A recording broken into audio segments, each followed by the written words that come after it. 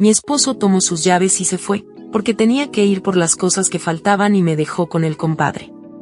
Mi compadre me miró, y por más que quisiera, no podía fingir tranquilidad. Traía en los labios una sonrisa forzada que se desvaneció pronto en un suspiro profundo.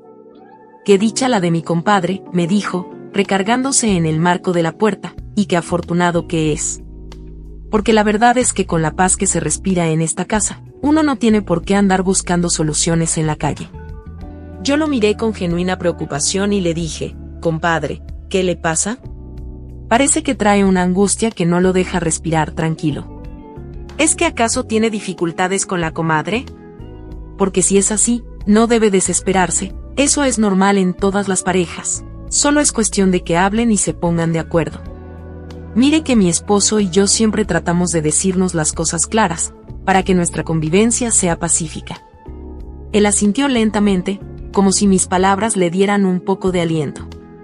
«Pues comadre, la verdad me gusta hablar con usted, porque siempre tiene una manera de decir las cosas que me traen paz. Y no sé, pero a veces pienso que tal vez tomé una mala decisión desde el principio. Sabe, comadre, a veces se piensa que solo las mujeres toman decisiones apresuradas, pero no es así, también nosotros los hombres nos equivocamos». Al verlo tan abrumado, serví un poco de agua y se la di. «Pues compadre, es bueno que uno hable y se desahogue», le dije con suavidad, «pero yo prefiero que deje ese tema para cuando ya se sienta más relajado. No vaya a ser que diga cosas de las que se pueda arrepentir después. Yo sé que nunca llegamos a conocer a las personas completamente, pero hasta donde yo he visto, mi comadre es una buena mujer». Él tomó un sorbo de agua, pero su mirada seguía perdida. «Comadre tiene razón, pero es que ella últimamente ha cambiado mucho conmigo. Ya le molesta mi presencia y no sé ni qué le pasa. Y pues, como usted sabe que ella es más joven que yo, a veces siento que sus pensamientos caminan por otro rumbo». Yo lo miré fijamente y traté de darle seguridad. «Ay, compadre, eso ni lo piense. No se imagine cosas que no están pasando, más bien tenga paciencia y hable con ella con el corazón en la mano». «¿Y dónde está ella ahora?», le pregunté. «Dijo que ya venía», respondió él, mirando hacia la entrada, «seguramente ya viene en camino».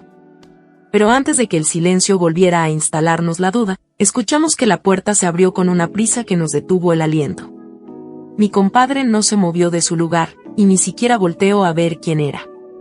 La puerta terminó de abrirse, y mi comadre entró cargando un par de bolsas, con el rostro un poco encendido por la caminata.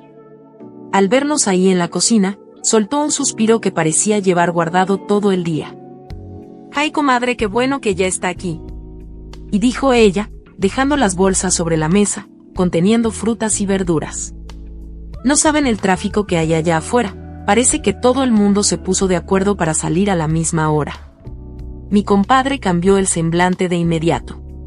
Dejó el vaso de agua a un lado y forzó una sonrisa, esa misma que yo ya sabía que ocultaba una tormenta. «Hola, cariño», le dijo él acercándose para ayudarla. Estábamos aquí platicando con la comadre mientras esperábamos a que llegaran todos para empezar la veladita.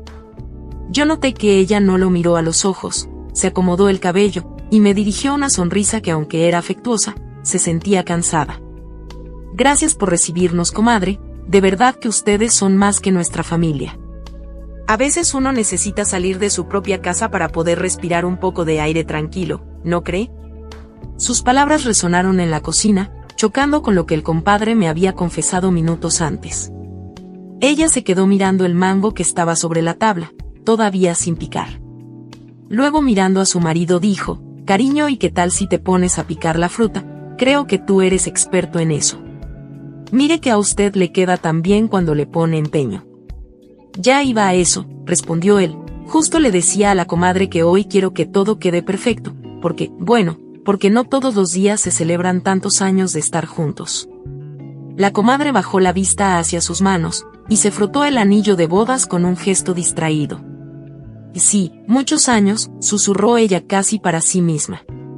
«Pero a veces los años pesan más de lo que uno imagina, comadre».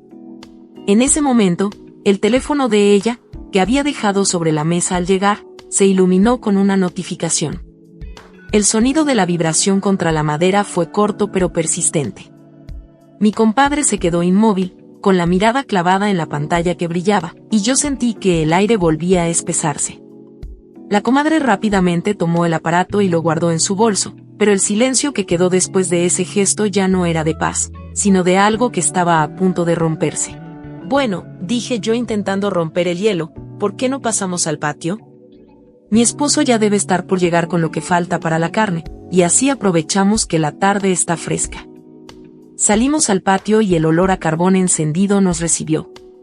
Mi esposo llegó poco después, cargando las salsas y con la alegría de quien no sabe que está caminando sobre hielo fino. Brindamos por la amistad, pero el ambiente seguía cargado. Mi comadre se levantó un momento para ir al baño, dejando nuevamente su bolso sobre la silla. Vi a mi compadre dirigir sus ojos al bolso de mi comadre, como queriendo averiguar quién había llamado antes. Pero no fue necesario, porque entonces el teléfono volvió a insistir. Mi compadre, que ya no podía con la duda que le carcomía el alma, estiró la mano y lo tomó antes de que mi esposo o yo pudiéramos decir algo. La pantalla se iluminó, un mensaje de un tal proveedor 2. ¿Un proveedor escribiendo a esta hora?, murmuró mi compadre con la voz ronca. Veamos qué tanto trabajo tiene mi mujer. Sus ojos recorrieron la pantalla, y vi cómo su rostro pasaba de la palidez al rojo intenso. No era un mensaje de amor, pero era algo que lo golpeaba igual de fuerte. Justo en ese momento, mi comadre regresó, y al ver a su marido con el teléfono en la mano, se quedó de piedra. «Dame eso», dijo ella intentando recuperarlo, «no tienes derecho a ver mis cosas». «Derecho», replicó él levantándose. «Aquí dice, señora, no se esconda, recuerde que el préstamo sigue pendiente. Si no paga esta semana, tendré que hablar con su esposo». «¿De qué préstamo habla, mujer? ¿En qué te has metido que no me has dicho nada?».